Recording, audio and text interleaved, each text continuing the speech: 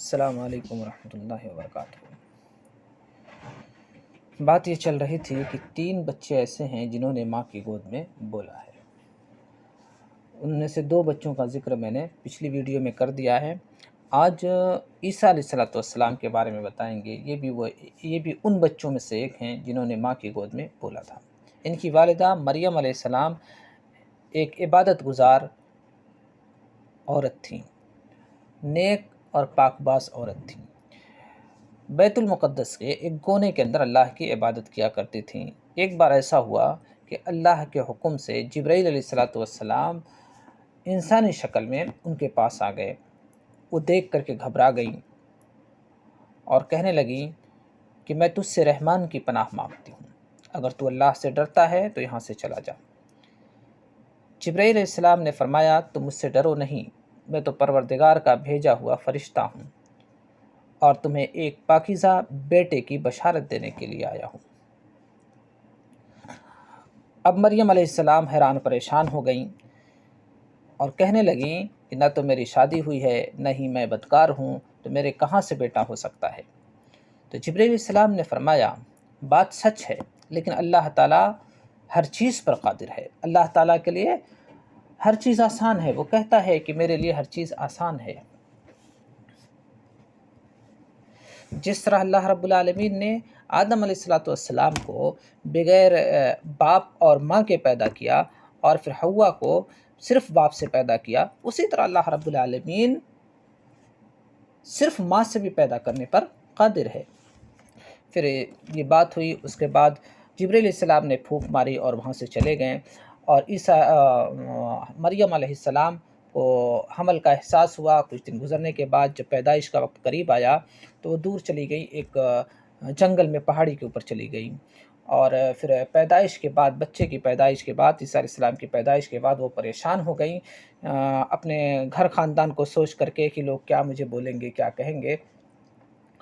تو اور انہوں نے یہ بات بھی کہی کہ کاش کہ میں اس سے پہلے ہی مر گئی اور لوگوں کے لیے بھولی بسری یاد بن گئی ہوتی۔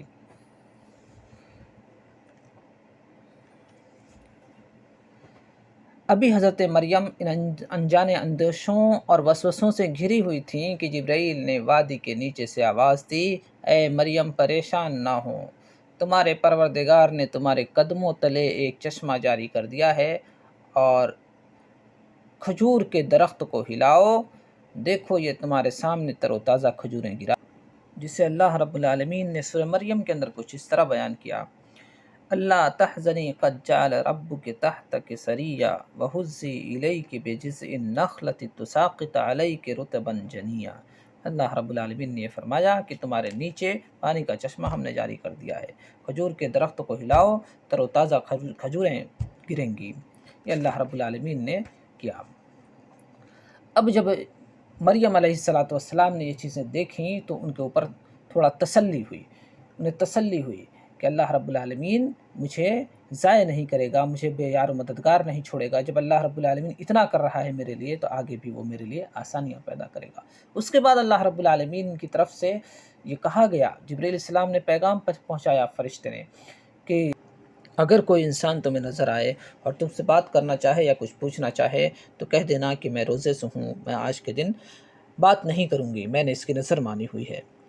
پھر کچھ دن گزرنے کے بعد جب ایک مدت گزر گئی، جسے 40 دن کہتے ہیں تقریباً یا آس پاس جو بھی مدت تھی، اس کے بعد وہ بچے کو لے کر کے آئیں اپنے گھر گھرانے کے اندر، تو لوگوں نے دیکھا تو کہا کہ یہ کیا ہے، اور بولی کہ یہ تو تم نے بہت ہی برا کام کیا، اور یہ بھی کہا کہ یا اخت ہارون ما کان ابوک امرأ سوء وما کانت امک بغیہ، اے ہارون کی بہن، نہ تو تمہارے باپ برا تھا اور نہ تمہاری ماں بدکار تھی، تم نے یہ کیا کیا؟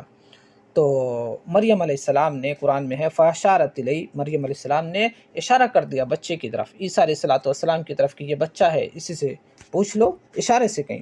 قالوا کیف نکلم من کان فی المہد صبیا، تو لوگوں نے کہا کیسی بات کر رہی ہو مریم، اس بچے سے ہم پوچھیں؟ یہ بچہ تو ویسے ہی ابھی گود میں ہے، دودھ پیتا بچہ، یہ کیا جواب دے گا؟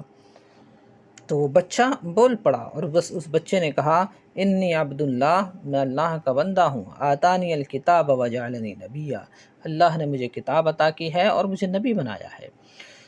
اور اس کے بعد اور بھی باتیں بچے نے کہی، وجعلنی مبارکن اینما کنت واوصانی بالصلاۃ والزکاۃ ما دمت حیا، یعنی اللہ رب العالمین نے میں جہاں کہیں بھی رہوں مجھے بابرکت بنایا، مجھے نماز کی وصیت کی کہ نماز کا خیال رکھوں، نماز پڑھوں اور زکوٰۃ ادا کروں جب تک میں زندہ رہوں، اور وبرم بوالدتی ولم یجعلنی جبارا شقیا، اور اللہ رب العالمین نے مجھے یہ بھی وصیت کی ہے کہ اپنی والدہ کے ساتھ میں حسن سلوک کروں، اور مجھے میرے رب نے بدبخت اور ظالم اور سرکش نہیں بنایا ہے۔